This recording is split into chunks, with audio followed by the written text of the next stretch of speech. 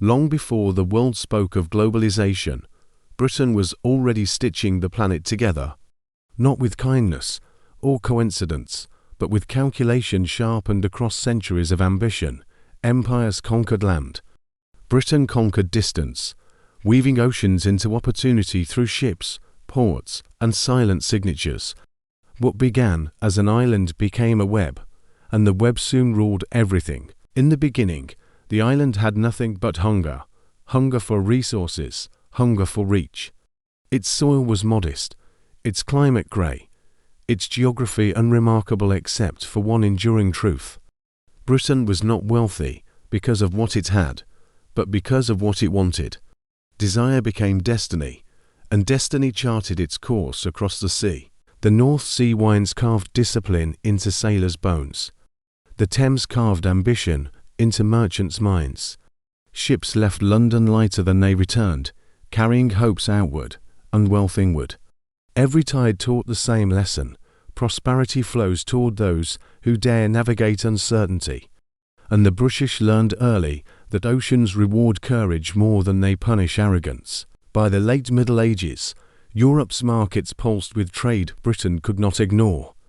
Wool flowed outward, silver flowed inward, connections formed like veins beneath civilization.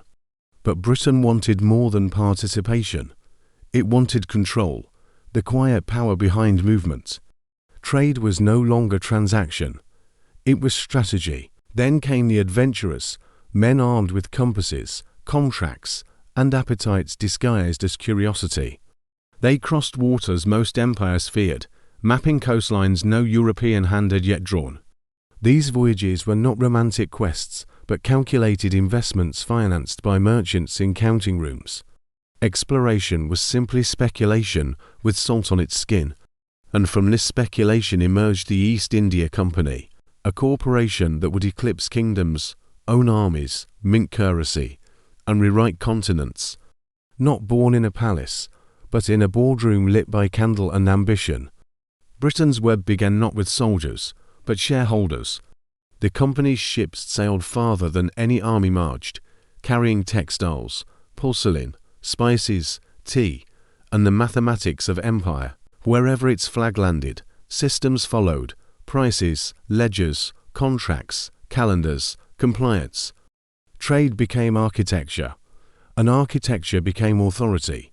Soon, ports from Bombay to Canton, Singapore to Cape Town, became nodes in a network whose centre sat quietly in London's counting houses. The world's wealth moved through Britain like a river through engineered channels. The island had become an artery for global ambition. But control demands consistency, and consistency demands infrastructure. So Britain built lighthouses across dangerous coastlines, ports across strategic harbours, and docks along every continent. It constructed a global skeleton of maritime certainty, a highway of wooden holes and written promises. Where other empires planted flags, Britain planted logistics. Shipping lanes became predictable as sunrise, their timings synchronized with the empire's mechanical discipline. Storms were studied, currents measured, and monsoons mapped like financial cycles. Trade was no longer subject to nature's mercy. It was subject to British mathematics. Risk shrank, profit expanded, and oceans surrendered their unpredictability. Insurance transformed those seas into balance sheets. Lloyd's of London, born in a noisy coffeehouse, became the nerve centre of global risk. A storm in Bengal became a number in London. A shipwreck in Zanzibar became a calculation in Cheapside. Britain turned disaster into data, and data into dominance. Every voyage carried two currencies, the cargo on board and the confidence behind it. The world valued both, but confidence was always worth more, and London mastered selling that confidence with unrivaled precision. Insurance became empire's invisible armour. Meanwhile, the Royal Navy expanded like a shadow across the oceans. Its cannons enforced contracts, its presence enforced peace, or something resembling it. Trade routes remained safe not by diplomacy, but by deterrence. The web Britain built was protected by iron. But empire is never static. It evolves with appetite. As shipments grew heavier, Britain industrialized shipping itself. Steam replaced sails, speed replaced patience, and steel replaced oak along the empire's arteries. The oceans shrank again, not physically, but economically. Steamships cut distances in half, doubling trade velocity and multiplying profit beyond imagination. Coal stations dotted the globe, forming a constellation of British influence overshadowing ancient kingdoms. Wherever coal was stored, British ships arrived. Wherever ships arrived, British rules followed. Britain had turned geography into a companion rather than constraint. Railways extended this mastery inland. Across India, Africa, and the Middle East, iron tracks stitched territories into obedient trade networks. The locomotives carried goods outward and authority inward, binding distant regions to London's rhythm. The web was no longer maritime. It was continental. Telegraphs added a new dimension, speed beyond movement. Messages that once took months now flashed across wires in minutes. Prices synchronized, contracts tightened, speculation accelerated, and the web vibrated with instant information. Britain had conquered time as effectively as it had conquered space. By the late 19th century, London stood at the center of the world's largest commercial constellation. Shipmasters, bankers, insurers, governors, and merchants all synchronized their work to the city's tempo.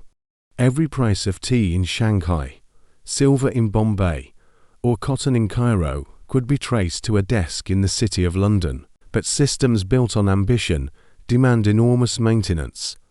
Britain invested in charts, naval bases, underwater cables, legal treaties, and financial guarantees.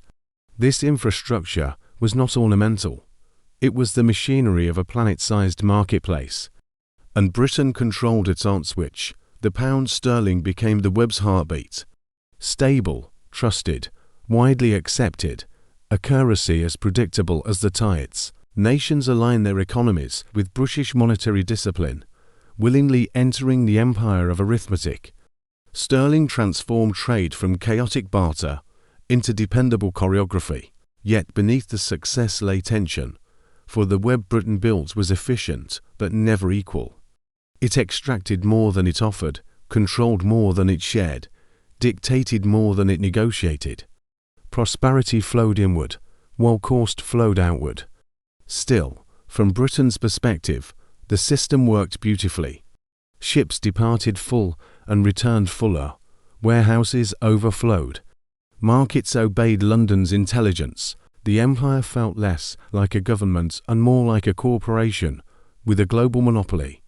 Trade was no longer merely commerce, it was governance. And governance required adaptability. As the industrial world evolved, Britain adjusted its web accordingly. New technologies, new treaties, new ports, new strategies shaped the empire's commercial geometry.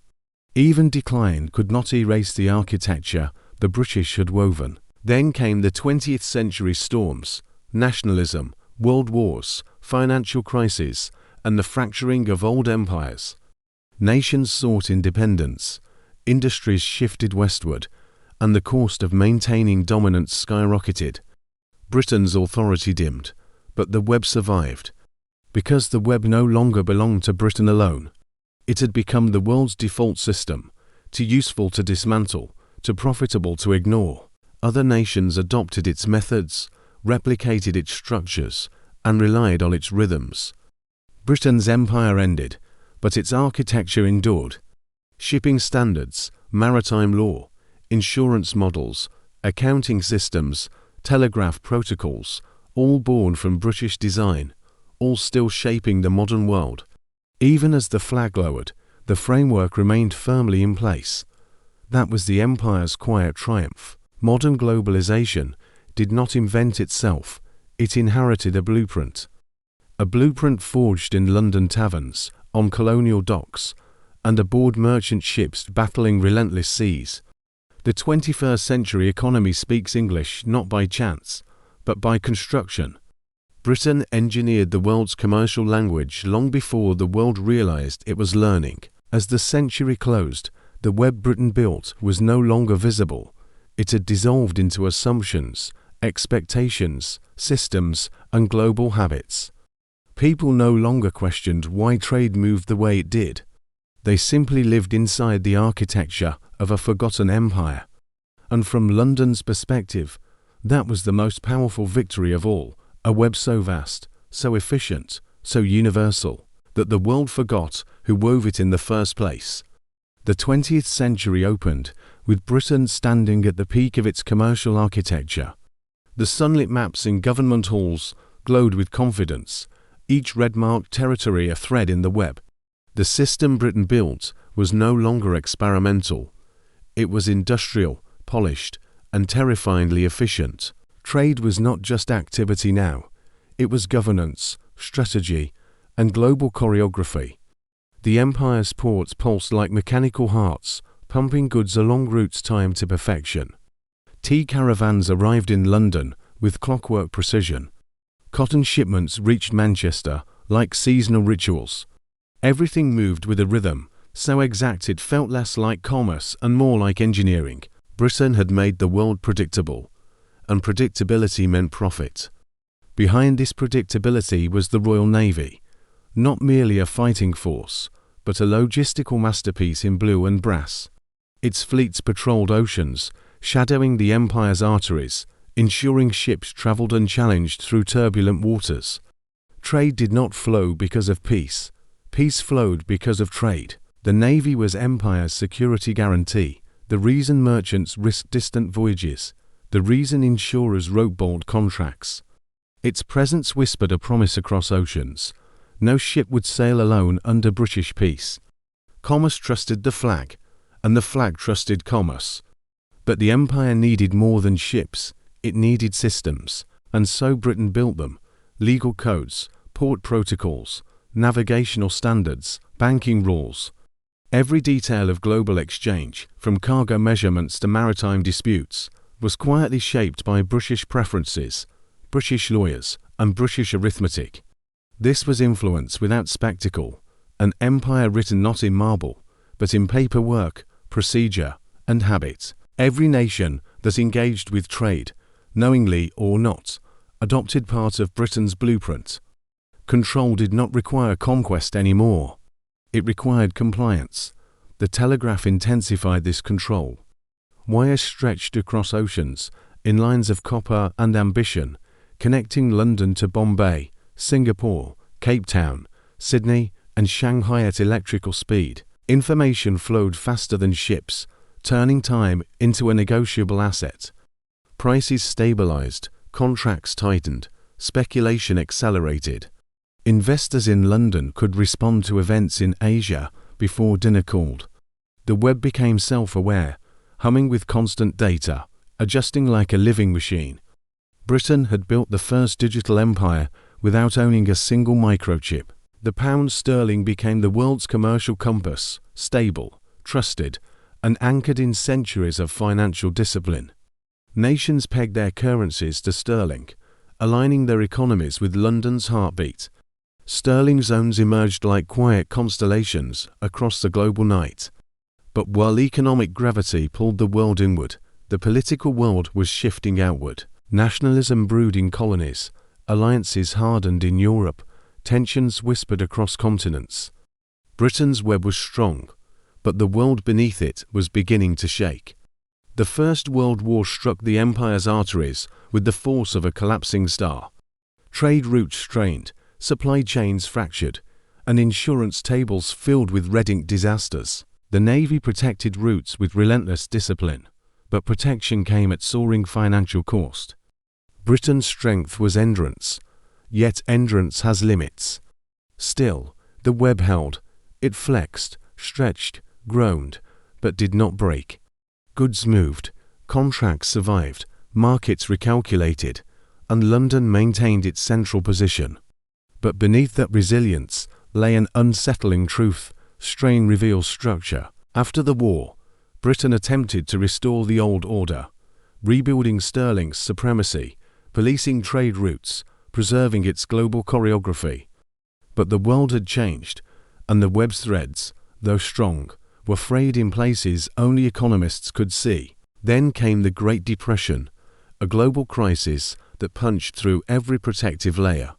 Demand collapsed, industries imploded, and global trade fell like a ship without anchor. Ports grew silent, warehouses gathered dust, shipping lanes thinned into ghostly emptiness. Britain, architect of global movement, watched movement itself disappear. The web tightened around the empire like a belt around a shrinking body.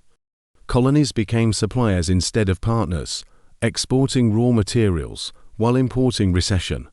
London saved itself through the very system it had built, a system designed to absorb shock even when the world bent dangerously near breaking.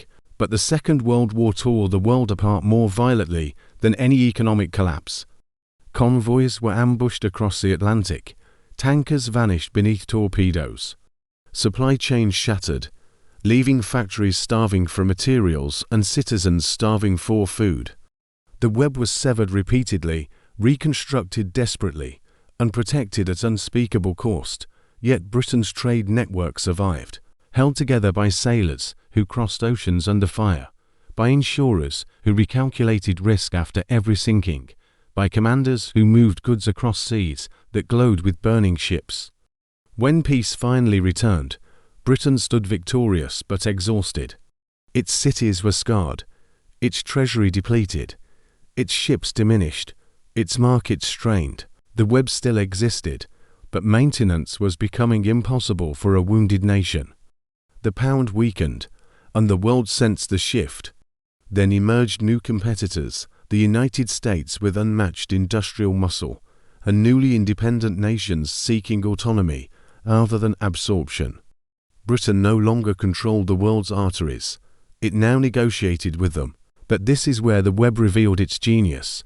Even as empire dissolved, the infrastructure Britain had built remained indispensable. Former colonies continued using British shipping standards, port rules, legal codes, and accounting systems. The empire had vanished, but its architecture persisted. Britain pivoted elegantly from empire to enterprise. It rebranded its global network as partnership rather than dominion. The Commonwealth became a commercial arena instead of a colonial hierarchy. Influence endured because the web had become self-sustaining. Meanwhile, London reinvented itself again. Containers transformed shipping. Aircraft shrank continents. The internet erased distance entirely. But behind every modern system lay a familiar foundation, standards and protocols shaped by Britain's centuries of commercial engineering. Maritime law remained British.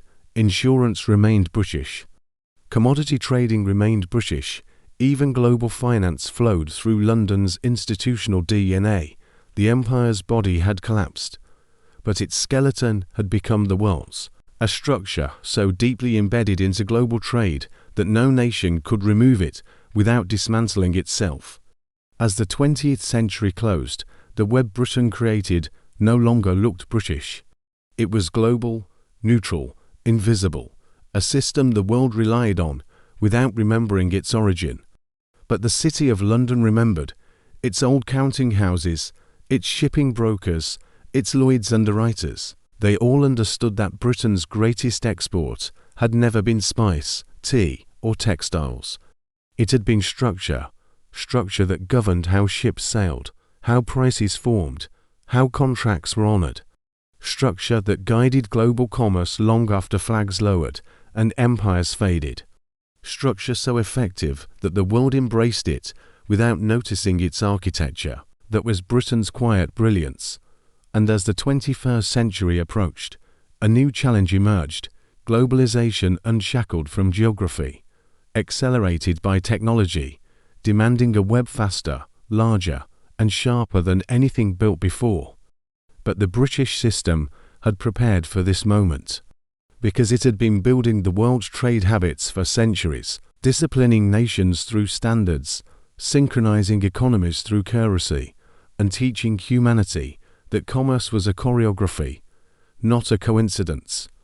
The web would now expand beyond ships and cables, into data, finance, algorithms, and digital supply chains.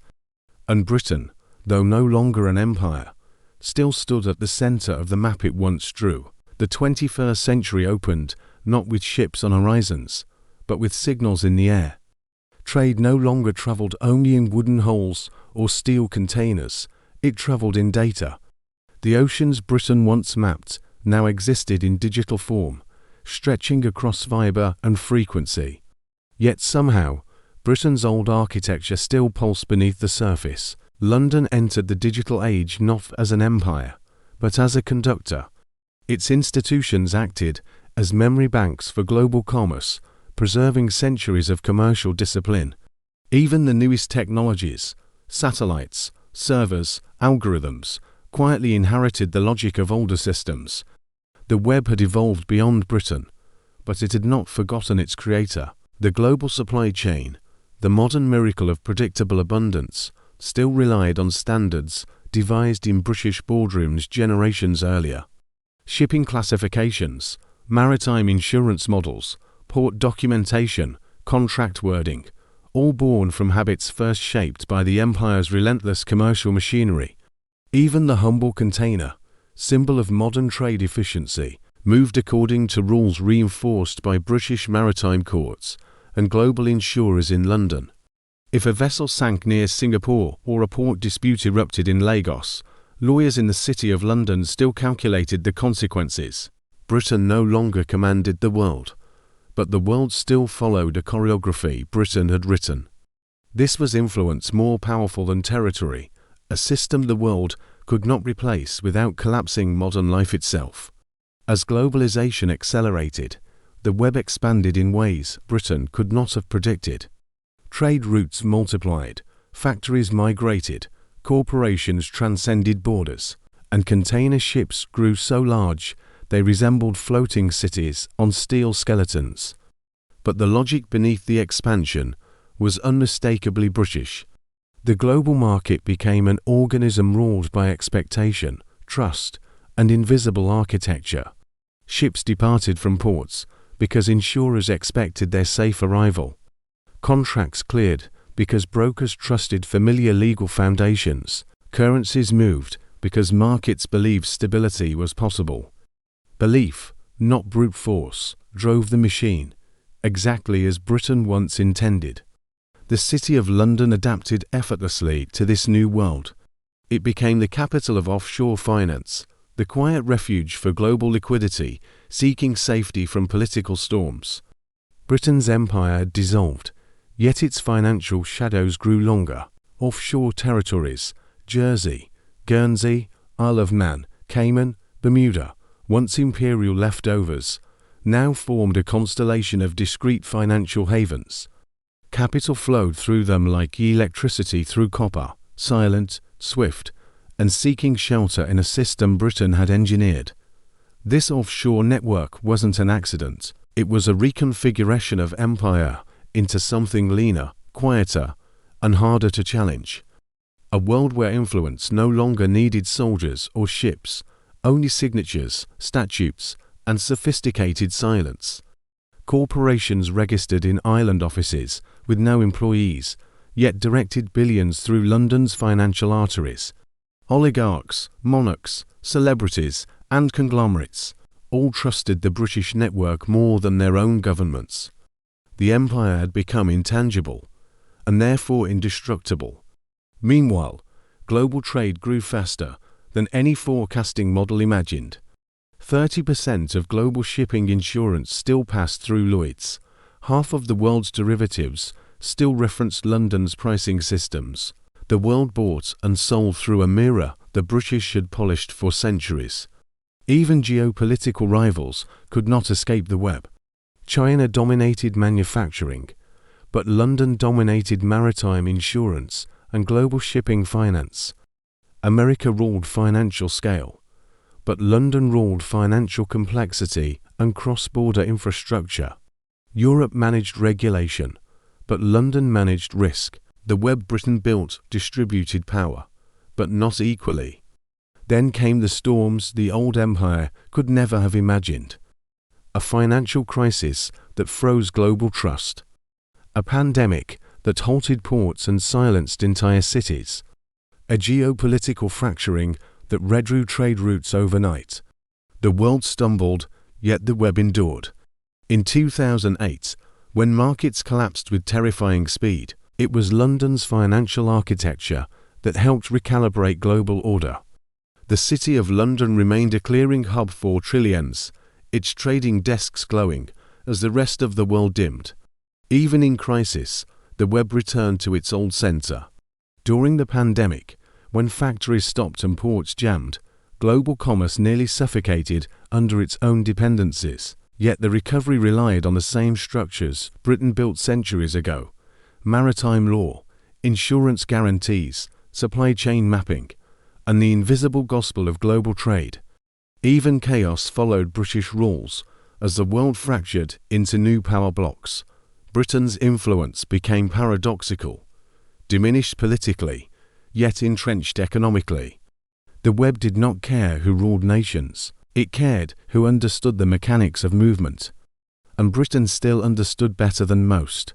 Technology accelerated the web further: automation, blockchain, artificial intelligence, machine learning, logistics. Platforms could predict demand before humans noticed patterns. Vessels could chart their own courses with digital precision, and warehouses became quiet labyrinths of robotic intelligence. Yet all these innovations rested atop the foundations Britain built. Telegraph logic became data logic. Shipping lanes became digital lanes. Insurance mathematics became risk algorithms. Commercial treaties became supply chain protocols. The old empire lived inside every modern circuit. Even the language of global trade, from bonded warehouse to bill of lading, from Incoterms to arbitration, from sterling markets to force majeure, echoed Britain's imprint on the world's vocabulary. Britain had engineered not just a network, but a mindset, one that organized how nations thought about uncertainty, value, efficiency, and opportunity. The web operated because the world unconsciously agreed to operate within it. And the most powerful systems are the ones we no longer notice. As the century advanced, a new reality emerged. Global trade was no longer a profession or a policy. It had become infrastructure of civilization itself. Everything, food, medicine, electronics, clothing, fuel, moved through a choreography invented on an island that once lacked resources of its own. The British had created the world's economy out of necessity, and that necessity had evolved into global dependency. Even nations hostile to Britain relied on the system it forged. Ships flying rival flags still used British maritime registries. Corporations bypassing London still used British contract law. Ports seeking neutrality still trusted British insurers. Influence endured precisely because it was invisible. This was the web that ruled the world, not British in colour or symbol anymore, but British in logic, structure, and historical DNA, an empire reduced to architecture, yet more powerful than any empire of land. And London, no longer imperial capital, yet still the quiet brain of global finance, remained its keeper, not dominant, but indispensable, not feared, but followed, not imposing, but embedded. In the end, Britain did not lose its empire. It simply transformed it, from territory to trade, from ships to systems, from flags to frameworks, from domination to design. The web survived because it no longer belonged to Britain alone. It belonged to civilization, and civilization could not function without it. Commerce still pulsed through the channels Britain engineered, trust still flowed through the standards Britain established, and connectivity still obeyed the choreography Britain perfected. The empire disappeared, but the world kept moving to its rhythm. Because empires built on land crumble, but empires built on systems become the default settings of the world. And Britain built the world's default settings, the invisible geometry of globalization. The quiet map beneath the map, the web that rules the world. If this story changed how you see global trade, remember, power survives longest when it hides in plain sight. Subscribe for more untold stories of money, empire, and the systems shaping our world. because the next revolution won't start with borders, it will start with the web.